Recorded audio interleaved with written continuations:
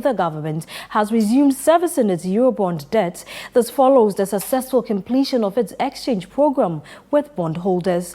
$520 million has been paid, which includes a $120 million consent fee to incentivize bondholders who agreed to exchange their old bonds. There's more in the following report by Daniel Sakiti.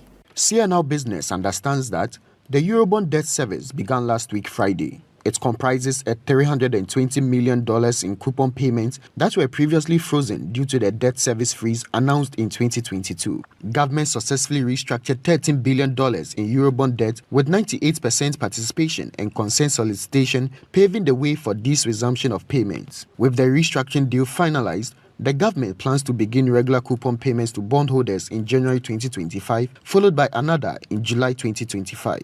The Bank of Ghana has already assured of sufficient dollar reserves to support these debt repayments.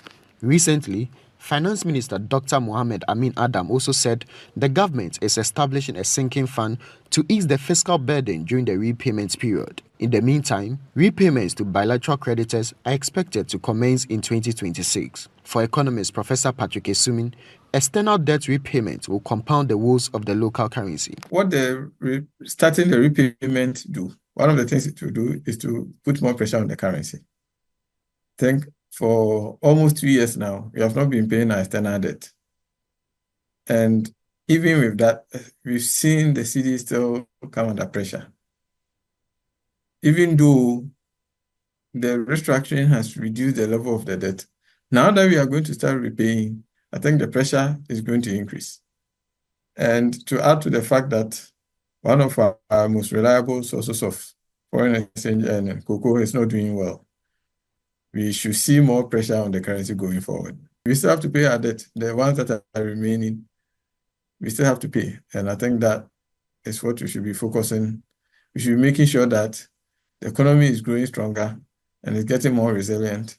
And especially from 2026, when the repayment will come on full stream, we are in a position to start repaying. Meanwhile, Professor Patrick Esumi has also been commenting on global credit rating agency Moody's upgrading Ghana's long-term local and foreign currency issuer ratings to CAA2 from CAA3 and CA respectively, citing extensive debt treatment that has significantly alleviated the government's financial burdens. He has cautioned against the accumulation of new debt as the country works to revive its economy, emphasizing that Ghana must tackle its long-term economic challenges in order to sustain further credit rating improvements. I think we should be thinking about fixing the problems of the economy.